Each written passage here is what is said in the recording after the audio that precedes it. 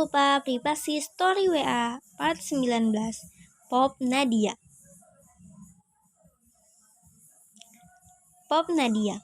Awalnya aku dan Mas Ilyas hanya suka mengobrol bersama karena satu tempat kerja, membahas masa lalu kami. Statusku sebagai janda membuatku leluasa mendekatinya.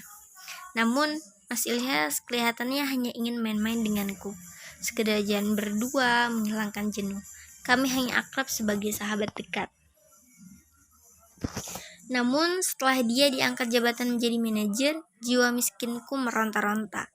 Aku menghalalkan segala cara untuk meluluhkannya. Sesuai info yang didapatkan dari sahabat dekat, aku nekat mengunjungi seorang dukun terkenal untuk memikat Mas Ilyas dengan ajian-ajiannya. Perjalanan jauh ke pelosok Banten aku susuri, melewati jalan berkelok dan rimbun pepohonan. Tarif mahal bahkan rela aku keluarkan, bermodal uang gajiku dalam sebulan. Berikan serbuk bakana mantra ini ke dalam minuman pria yang kamu cintai. Saya jamin pria itu akan patuh dan tergila-gila padamu. Apa benar Kiselo? Silakan dibuktikan. Kadang aku merasa bodoh karena masih percaya hal-hal mistis yang sudah pasti keluar koridor akal sehat. Namun ternyata apa yang dikatakan Kiselo terjadi. Mas Ilyas benar-benar tergila-gila padaku. Dia sampai berbohong sudah bisa ranjang dengan istrinya. Padahal aku tahu mereka baik-baik saja. Keluarga kecil mereka nampak begitu bahagia, dikaruniai putri cantik, harta berkecukupan, suasana rumah yang damai. Sedangkan aku merana sendirian, ditinggal suami akibat kecelakaan, lalu divonis dokter sulit mendapatkan keturunan. Hidupku makin hampa, tak kunjung mendapat pujian hati. Ditambah lagi harus banting tulang sendiri demi menghidupi orang tua serta adik-adikku yang pindah di kampung akibat bangkrutnya usaha bapak di kota. Mas, aku minta uang buat berobat ibu. Gak ada deh, gaji mas kan sekarang pas-pasan. Semua ini karena Ella. Dia merampas rumah Mas Ilyas. Kemudian anaknya menguasai harta warisan. Padahal aku sudah berusaha memikat Zahwa lewat jalur kesaktian Kiselo. Namun gagal. Aki bilang Zahwa sulit dipengaruhi hal gaib. Dia ada dalam lingkungan ibunya yang taat beribadah. Doa Ella yang tulus menjadi kekuatan besar yang menghalangi ajian Kiselo. Sampai akhirnya aku menyerah untuk merebut hati Zahwa. Segala cara aku lakukan tapi tak ada hasil. Yang ada hanya kerugian. Uang penjualan rumah habis separuhnya untuk meluluhkan Zahwa. Lagian mas kenapa bisa turun jabatan sih? Udah susah, makin susah aja. Amarahku memuncak di ubun-ubun. Mas Ilyas gagal menculik anaknya. Dia malah turun jabatan. Terpaksa aku harus tinggal di rumah kontrakan yang sempit. Saat ini Mas Ilyas sudah resmi berpisah dengan Ella beberapa bulan yang lalu. Aku pikir setelah mendapatkan Mas Ilyas seutuhnya, hidupku akan bahagia. Nyatanya nol besar. Aku merasa kena sial karena terus bersama dia. Berusaha mencari kerjaan belum ada yang menerima. Jatah bulanan sangat kecil. Belum biaya membantu orang tua di kampung. Kepalaku rasanya mau pecah mengatur keuangan. Sudahlah deh, jangan mengomel terus kayak nenek lampir. Mending bersyukur. Mas udah usaha tapi ya emang lagi susah. Jual aja mobil mas, aku butuh uang buat pengobatan ibu di kampung. Mas mau ibu mati? Dek, bicaranya dijaga. Ya sudah mas bakal cari pinjaman. Mobil itu harta terakhir. Sayang kalau dijual, kan lumayan setiap hari debu bisa digunakan untuk go grab. Halah, terserah kamu mas, intinya aku butuh 20 juta untuk pengobatan ibu. Apa? 20 juta? Iya, makanya jual aja tuh mobil butut. Gak bisa deh, biar mas pinjam aja ya, sabar. Mas Ilyas malah menutup selimut sampai kepala. Sekian menit kemudian, suara ngorok terdengar nyaring. Dasar suami tak berguna, bisa-bisanya dia malah tidur. Sedangkan aku pusing memikirkan perekonomian keluarga. Di tengah kekesalan yang mendera, ide luar biasa melintas di kepala.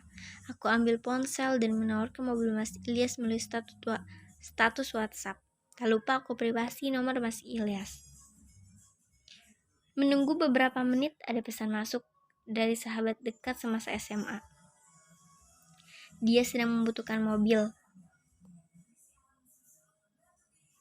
Menunggu beberapa menit, ada pesan masuk dari sahabat dekat semasa SMA. Dia sedang membutuhkan mobil, berniat ingin membeli tanpa negosiasi, harga sesuai keinginanku disetujui. Sahabatku mau membeli mobil Mas Ilyas seharga 100 juta. Besok akan datang ke rumah melihat mobilnya.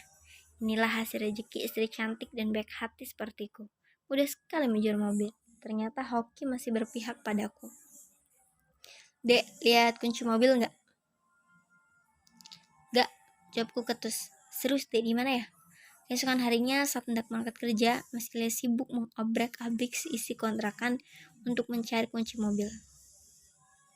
Percuma saja mas, mau dicari sampai ujung dunia pun, kunci itu tak akan didapatkan. Sudah aku sembunyikan di tempat yang aman. Mas tuduh aku yang ambil hah? Tanyaku kesal, pura-pura jengkel agar Mas Ilyas tak curiga. Bukan gitu deh, tapi semalam mas simpen di saku jaket, kenapa sekarang gak ada? Mungkin dia marahin kolor hijau kali, ajab valid sama istri. Ngomongnya jangan sembarangan dek, bodoh amat. Aku milih menutup tubuh dengan selimut. Udah telat lagi, tolong nanti dicariin ya dek, sekarang mas mau naik gojek aja. Ya terserah, berisik banget, sana pergi. Mas Ilyas terburu keluar rumah. Aku bangun dan mencek dari jendela. Dia sudah pergi, waktunya menjalankan rencana selanjutnya. Aku ambil kunci mobil yang ada di bawah kompor gas. Sesuai prediksiku, tempat ini luput dari pengamatan Mas Ilyas. Bergegas aku ambil ponsel dan menyuruh sahabatku untuk datang. Bagus nih Nad, gue kasih lu 20 juta dulu ya, sisanya gue transfer. Kirim aja nomor rekening lu. Udah gue kirim nomor rekeningnya, kunci sama BPKB gue kasih pas udah lunas ya Nit. Oke, tapi gue mau tes mesin dulu, jadi bentaran gue pinjam BPKB sama kuncinya.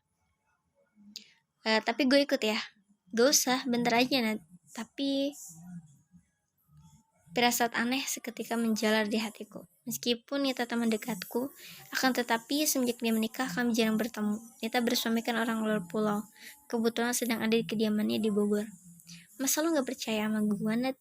Bukan gitu, tapi biasanya kalau cek mesin, pemilik mobilnya harus ikut. Bentar doang, Nat. Sekalian gue ke ATM kirim sisa pembayaran, nanti gue bakal balik lagi. Nita terus saja membujukku. Lama-kelamaan aku pun dulu dengan gampang membeli BPKB dan kunci mobil. Aku tepis perasaan curiga padanya. Kalau terjadi hal buruk, tinggal aku datangi saja rumah orang tuanya. Bye Nat, bentaran ya. Aku hanya mengangguk seperti orang bingung, lalu masuk ke kontrakan membawa uang 20 juta. Nadia, mobilku mana? Brak. Suara benda berjatuhan membuatku terbangun. Tak sadar hari sudah malam. Aku ternyata ketiduran karena lelah menunggu Nita kembali. Sejak sore aku mencoba menghubunginya, namun nomornya mendadak tidak aktif. Nadia, jawab. Di mana mobilku?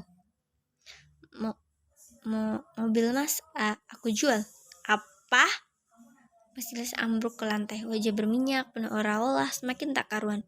Badannya lemas, terdiam sambil melongo. Mana duit penjualannya? Ya Mas Ilyas dengan nada mengintimidasi. Tangannya kuat mencengkram lenganku. Itu di tas mas. Segera Mas Ilyas melepaskan tanganku. Dia mengambil tas yang ada di lemari. Matanya melotot saat mendapati nominal uang yang kurang dari seharusnya. Kenapa cuma 20 juta? Itu mas. Lidahku mendadak beku. Biasanya mulut ini paling julid kepadanya. Entah kenapa, kali ini aku tak bisa berkutik. Rasa takut menghantui hati ini. Aku juga cemas, khawatir Nita menipuku. Jawab, aku jelaskan semua yang terjadi kepadaku. Mas Ilyas mencoba menghubungi Nita, namun tak ada jawaban. Suamiku berubah begitu menakutkan. Matanya menyala, seolah siap menerkam mangsa. Di mana rumah temanmu itu? Di Bogor, mas. Cepat siap-siap, kita samperin dia ke rumahnya. Tanpa menunggu waktu lama, aku sambil blazer dan tas. Mengejar Mas Ilyas yang berlari ke depan. Dia memijam motor pemilik kontrakan yang merupakan sahabatnya. Dengan langkah tergesa-gesa, kami menuju daerah Bogor. Dari jalan beraspal, kami masuk ke perkampungan. Jalan beliku penuh batu dan kiri kanan banyak pepohonan. Suamiku hanya bicara secukupnya. Dia pasti sangat marah. Aku juga tak menyangka bisa kejadian seperti ini. Kenapa Nita tak kunjung menghubungiku? Apa benar dia berniat jahat? Tidak mungkin. Sekitar 2 jam di perjalanan, aku dan Mas Ilyas sampai juga di rumah Nita. Namun, kondisi rumahnya tidak seperti dulu. Lebih gelap dan nampak tak terurus. Pepohonan besar akarnya menjalar sampai ke lantai, dan daun kering memenuhi halaman depan. Punten Pak, apa betul ini rumah orang tuanya Nita? Tanya Mas Ilyas pada salah satu warga yang lewat di depan rumah Nita. Benar Mas, tapi sudah dijual. Apa? Dijual? Gak mungkin Pak, jelas-jelas ini rumah Nita. Memang sudah dijual Mbak, Nita terjerat banyak hutang sehingga orang tuanya harus menjual rumah. Maaf Pak, mereka pindah kemana ya? Yang saya tahu, Mas, orang tuanya Nita sudah meninggal. Mungkin nggak kuat sama kelakuan anaknya.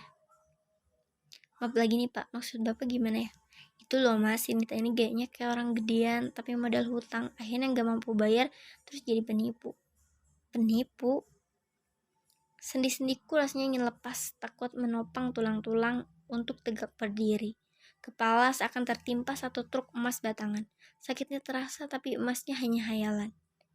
Bapak tahu nggak Nita di mana sekarang? Kurang tahu Mas, terakhir saya tahu dia jadi buronan polisi. Oh gitu Pak. Makasih ya Pak, maaf mengganggu. Ya Mas, sama-sama. Bentar Mas, saya mau ke warung dulu. Ya Pak, silahkan. Tanpa sadar, aku sudah terduduk lemas di tanah. Bodohnya aku. Kenapa bisa kena tipu? Harusnya aku curiga. Nita memang jarang membuat status ataupun menghubungiku. Aku pikir dia sibuk mengurus suaminya. Ternyata dia malah jadi penipu. Sia, Raib sudah harta berharga satu-satunya milik Mas Ilyas. Cepat naik Nadia, kita selesaikan di rumah. Dasar istri gila tempatnya. Sampainya di rumah, Mas Ilyas terus mengeluarkan caci maki yang menyat hati. Dia mengambil koper lalu memasukkan semua pakaianku ke dalamnya. Mas, maaf Mas. Demi keberlangsungan hidup, aku turunkan diri mengemis di kaki Mas Ilyas. Ingin kabur, tetapi uang penjual terlanjur dikuasainya. Aku benar-benar sudah capek menghadapi sikap Mona dia. Lebih baik kita berpisah. Mas tarik ucapan maafku, mohon maafkan aku Mas. Gerakan Mas Ilyas mengemasi bajuku tiba-tiba terhenti. Dia mengambil sebuah bungkusan plastik, kemudian membukanya. Ada bubuk bekas memakan mantra ajian dan minyak wangi pemikat. Terselip foto Mas Ilyas yang bagian belakangnya tertulis ajian penakluk. Apa ini Nadia? Itu cuma parfum biasa Mas. Bohong, jangan-jangan ini sejenis pelet. Bukan Mas. Jawab jujur, atau aku benar-benar mengusirmu. Tapi Mas janji yang gak akan mengusir aku. Ya, cepat katakan. Sial, keberuntungan benar-benar tak berpihak kepadaku. Sudah kena tipu, sekarang rahasia besar terancam akan terbongkar. Bersambung. Jangan lupa like, comment, share, and subscribe biar author semakin semangat bikin kontennya. Yang udah tahu karya-karya author, kira-kira yang mau dibikin konten YouTube, silahkan komen di kolom komentar. Insya Allah nanti bakal author buatin. Terima kasih.